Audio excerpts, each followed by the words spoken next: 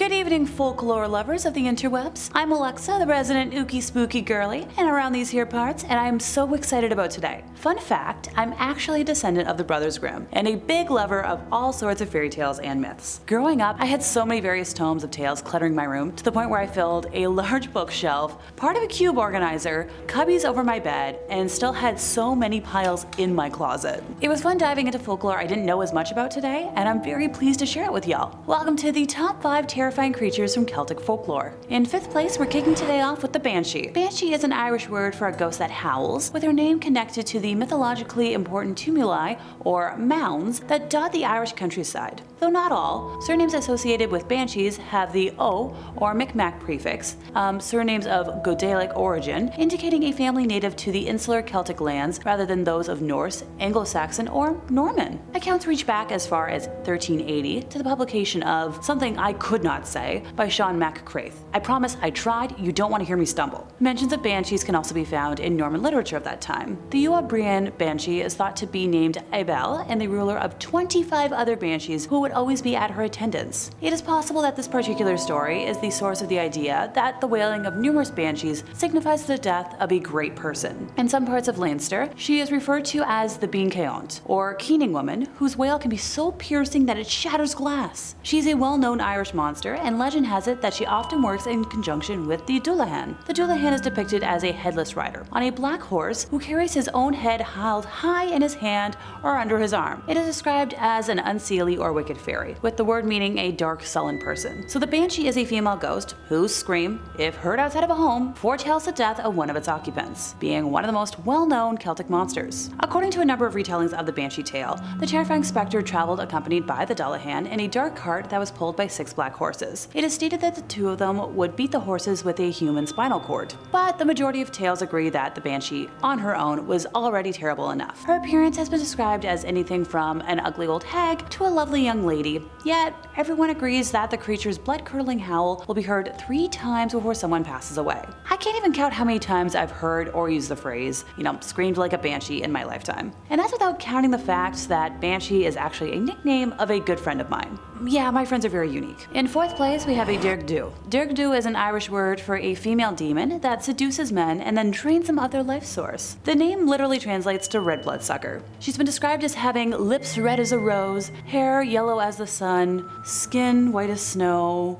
eyes green as a 4-leaf clover. She was an Irish lady who was famous across the land for her beauty and who fell in love with a local peasant against her father's disapproval, and is said to have been the subject of the tale that, yep, you guessed it, originated in Celtic culture. Arranged marriages were not uncommon in Ireland's past. So centuries ago, in the area that is now Waterford, a young girl with beauty so astounding that men were besotted with her and women wanted to be her, was happily living day to day and had the love of a farm laborer. They made plans to marry and, have children of their own. Her father, however, was not a kind man and cared nothing for love and innocence. Avarice and prosperity were his masters, and his unfortunate daughter, his servant. He promised her hand to a wealthy and notoriously atrocious clan chieftain in exchange for riches and lands for himself and his remaining offspring. The marriage was arranged, and the date for the wedding was set. All the begging in the world from our poor bride-to-be was not enough to move the cold, empty heart of her father or her betrothed. On the day of the wedding, everyone dressed in their finery. The bride was a vision of beauty, dressed in red and gold. As all the guests partied through the night, one person sat away from them all. Yep, our poor bride, damning her father and vowing to seek revenge on those who had cost her her love and her life. So the chieftain turned out to be far more nightmarish and controlling than his new wife could have ever imagined. To him, the poor girl was nothing but a trophy, to be locked away for his pleasure only, savoring the knowledge that she was his and his alone. She was so depressed, so lonely, no wonder, and with a complete absence of hope that she just wasted away, not eating or drinking, just existing before her body just sort of gave in. Her burial was a modest affair. Her husband had taken another wife before she was even cold, and her family was too engrossed in their wealth and their greed to give her a second thought. One man grieved though, her lost love. He visited her grave every single day, telling her of his undying love and praying for her to return to his arms. Sadly, his love was not the driving force for her resurrection. Revenge was the force that pulled her from her grave on the 1st anniversary of her death. Consumed with anger and the need for retribution, she climbed from her coffin and headed straight to her childhood home. As her father lay sleeping, she touched her lips to his and sucked the life right right out of him. Revenge not yet satisfied, she called upon her callous husband, finding him surrounded by women, fulfilling his lustful desires, oblivious to the dead bride in the room. In a furious rage, she launched on him, sending the woman screaming. His former wife was so full of fury and fire that she not only drew every breath, but drained every ounce of red fluid from his twisted and cruel body. Scarlet liquid surging through her, she felt more alive than she'd ever been, and she had a hunger that could not be sated. So eager to satisfy the impossible, the love who had wished her back to life was forgotten, and such was his good fortune, for he would have been, just another victim. So that saved him. Our corpse bride, if you will, used her beauty to prey on young men, luring them to their demise with seduction, the promise of her body the reward. Instead, she sank her teeth into their exposed necks and drank their fluid to quench her thirst and desire, but it was never enough. The warm red elixir of life gave her strength and immortality, and she always hungered for her next victim. The remains of Dearg-Due, also called Dearg-Due, are buried in Waterford in a place known as Strongbow's Tree. Her lustful yearning can only be satisfied on the day she died, so on the eve of her anniversary, locals gather and position rocks upon her grave so that she will not rise and take the elixir of the innocent. Sometimes though, rocks are displaced, forgotten, or her insatiable desire is stronger than any stone could ever be, and she walks the night, luring ill-fated men to fall victim to her beauty and bloodlust. If she ever wants to take a woman, I volunteer. In third place, we have the Sluagh. Also known as the Dead Irish Sinners, they're a class of malevolent spirit in Irish and Scottish folklore, believed to be the restless souls of individuals barred from all three afterlives: heaven, hell, and the other world. Thus, these spirits would gather like a flock of birds and prey upon the living, always arriving from the west. Seen as troublesome and destructive, they try to steal the dying souls of innocents to add to their mass. Thus, in the days of old windows facing west, were often closed to try and prevent those spirits from abducting the souls of folks that were on their deathbed.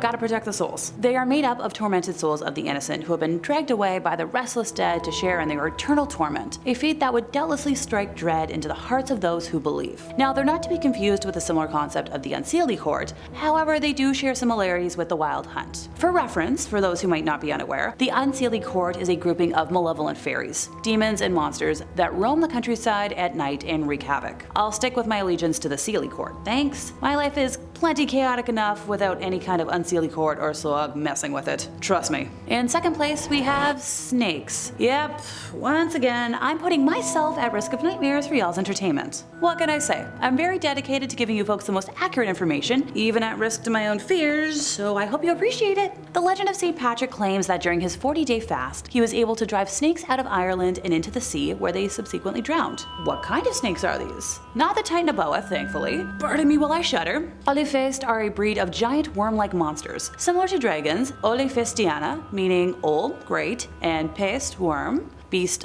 reptile, are so massive that they're snaking around carves rivers into the landscape. The River Shannon is said to have formed this way, left in the wake of, the Olifaced fleeing St. Patrick. Otherwise, they're said to bide their time in deep lakes, underground caverns, and especially marshes and swamps. Even their, red life fluid is toxic. Therefore, when the healer of the gods, Dion Keck, removed 3 Olifestiana that had been growing inside a youngling's breast, he burned them to ashes and cast the ashes into a river. But the river stopped flowing and the water turned black, killing everything in it. Another tale has an Olifaced crawling from a witch's broken thigh bone, growing full size and devouring Ireland's cattle. The warrior Conan leapt into its mouth to slay it from within, but its scarlet elixir forever stained the County Donegal Lake, Lough Derg, red. The greatest of all the Olifestiana was Caoranach. I tried, I promise. Mother of all worms and demons. She is still thought to inhabit Lough Derg. Yeah, you guessed it, I'm not gonna visit that. In first place, we have the Demon King Balor. Yeah, this is where WWE superstar Finn Balor got the inspiration for his name and demon persona. Pardon me, I'm a smidge biased. Yes, I tune in for Raw every week, and be sure to let me know in the comments if there are any other WWE fans lurking out there. Before I go off on a tangent about my crush on a certain member of the Judgment Day, time to focus. In Celtic mythology, Balor is the name of the evil version of the god of death, and was a leader of the Fomorians, a group of malevolent supernatural beings. The name Balor, or the Loni,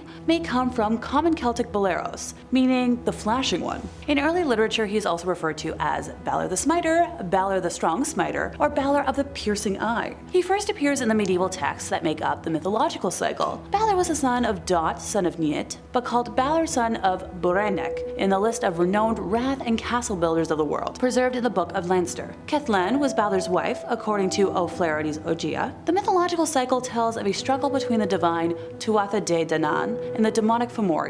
At the behest of Brez, the Fomorians go to war against the Tuatha De. Balor appears as the champion of the Fomorians and the king of the Isles, while Indech Macdes was the Fomorian king, the two of them leading the Fomorian army. Balor built for Brez the fort of Rath Bresse in Connacht, according to the Rath Builder list. In the ensuing battle, the second battle of Mag Turid, Balor kills the Tuatha De king Nuada Algidlam, but Balor is himself killed by his own grandson, Lug, before he had a chance to use his destructive eye. Balor's eye wreaked destruction when opened, unleashing some power of poison, but it took the strength of 4 warriors to lift the eyelid by grabbing the handle attached to it. Lug shot a slingstone at the eye, which came out the other side and harmed the Fomorian army. Balor's falling body crushed 27 Fomorian soldiers, and his head struck their king Indech. Another description of Balor's death, dating from at least the 12th century, says he survived the loss of his eye and was chased by Lug to Misenhead. Lug beheads Balor and sets the head on a large rock, which then shatters. This is said to be the origin of the headland's Irish name, meaning Cairn of Net's grandson.